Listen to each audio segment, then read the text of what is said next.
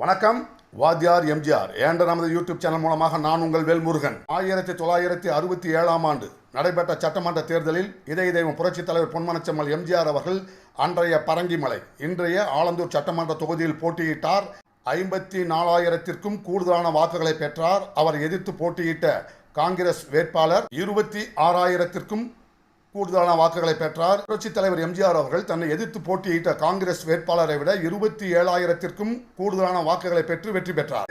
1967 சட்டமன்ற தேர்தலில் கருணாநிதி சைதாப்பேட்டை தொகுதியில் போட்டியிட்டார். கருணாநிதி 53,000த்திற்கும் கூடுதலான வாக்குகளை பெற்றார். அவர் எதிர்த்து போட்டியிட்ட காங்கிரஸ் வேட்பாளர் 32,919 வாக்குகளை பெற்றார். தன்னை எதிர்த்து போட்டியிட்ட வேட்பாளரை விட 20,500 வாக்குகள் கூடுதலாக பெற்று கருணாநிதி வெற்றி பெற்றார். இதுதான் 1967 பேரறிஞர் பெருந்தகை அண்ணா அவர்கள் தலைமையில் காங்கிரஸை அகற்றிவிட்டு திமுக முதலாக ஆட்சியில் அமர்ந்த தேர்தலில் புரட்சித் தலைவர் பொன்மனச்செம்மல் எம்ஜிஆர் அவர்களுக்கு இருந்த மக்கள் செல்வாக்கு என்ன என்பதையும் கருணாநிதிக்கு இருந்த மக்கள் செல்வாக்கு என்ன என்பதையும் இந்த காணொலியில் உங்களுடன் பகிர்ந்து கொண்டேன்.